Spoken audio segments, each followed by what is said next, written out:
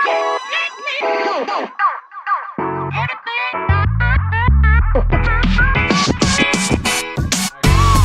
up, everyone? It's your girl, Miss Conversation Peace, and you are tuned in to CPTV. Today, we're talking to Booby Gibson. We're getting into his transition from basketball to his music career, his relationship with Keisha, and what they're doing on Love and Hip Hop, Hollywood, and just, his new music career. So, stay tuned.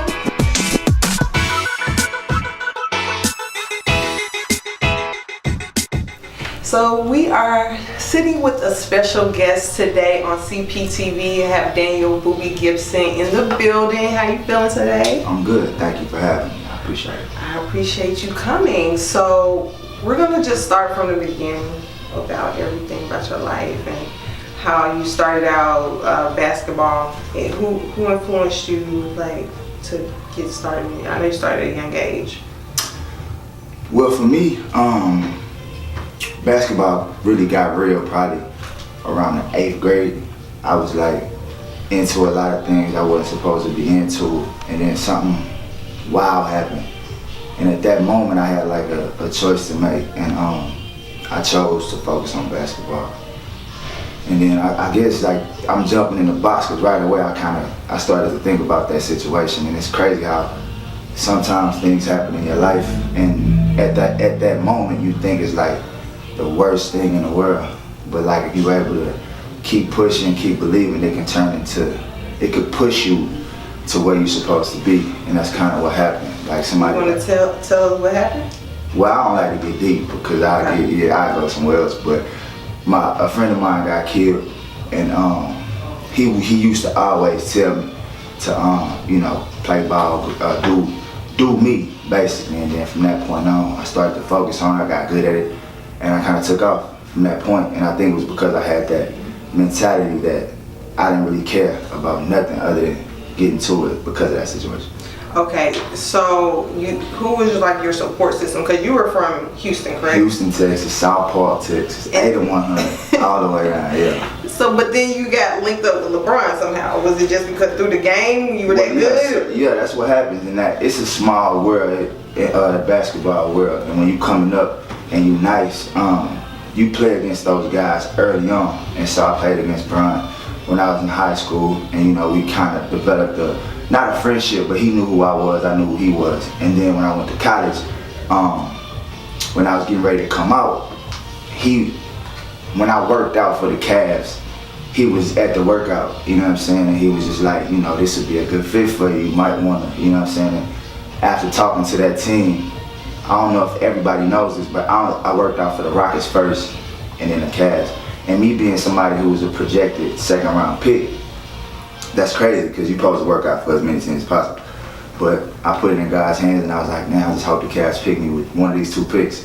And they ended up taking me in the 2nd round, and shit, the rest is history. So is that kind of a strategy, okay, I'm not gonna work out with anybody else that's showing you that this is where I want to be? That's who I am. I risk it all when I believe in something. You know what I'm saying? When I believe in something, I put my whole heart into it. And that was one of those situations. It's not smart. It's not smart to not, because no other team knew at that point compared to everybody else that they had been seeing work out if I was better. You know what I'm saying? And so I put it all in the Cavs, and it worked out for me. And that's kind of how things tend to play out in my life. So you said you risk it all. So at that point you were still in college, so you had to make a decision on leaving. Well, this was my 2nd year. This is my 2nd year when I was I done did all the work I could do on the court, and now it's time to go to the next level. And so when you make that decision, I knew I wasn't going back to school.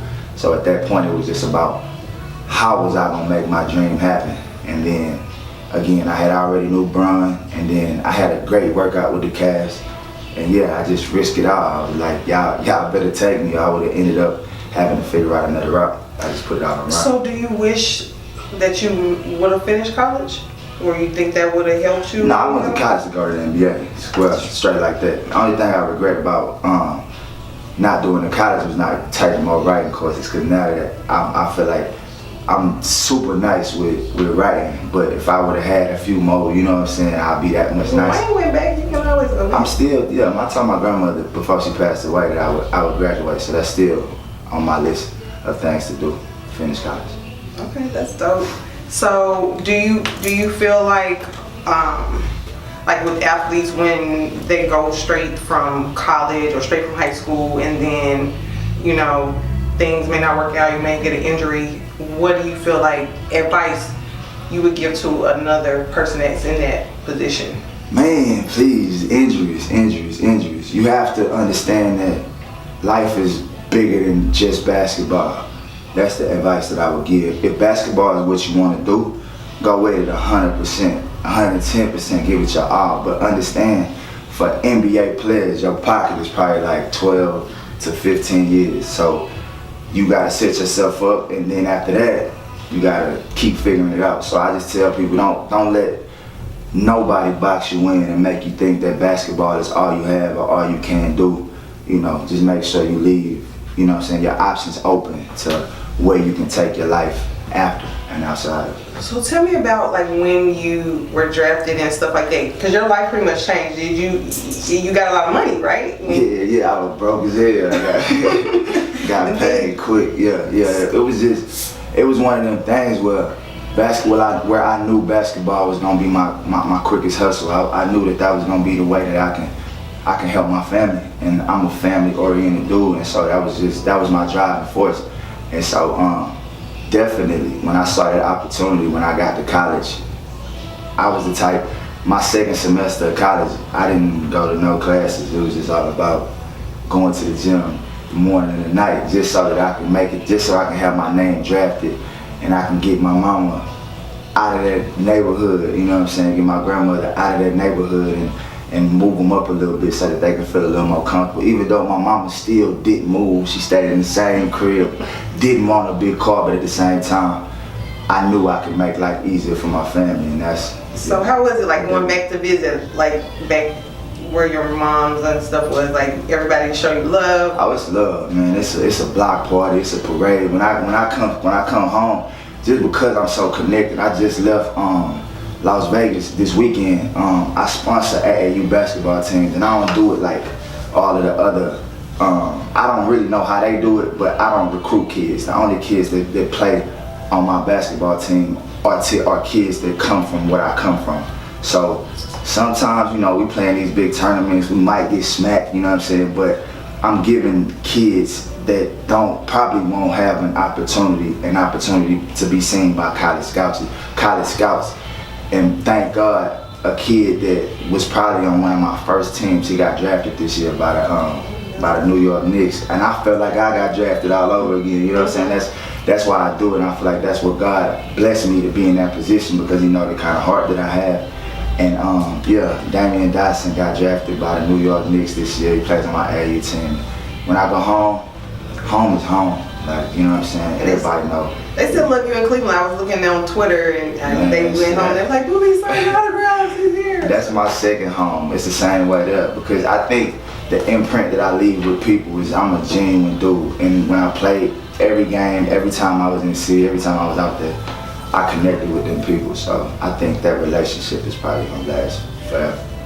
Okay, so is your son, I know he has a talented gene pool. His mom sings, dad is basketball writer. Do you see anything in him right now? He came with me this weekend. It was crazy. Normally he'd be on his iPad the whole time while the game going on, but this weekend he actually watched my nephew play, who's 17 now, who's got an opportunity to go to college. He actually watched, but I don't push him either way. He be singing all day, and then when he finish singing, he go to the room and shoot a fadeaway. He'll shoot the mic in the basketball hoop. He just got options, so we gonna let DJ figure out what he wanna do. We ain't gonna push him either way.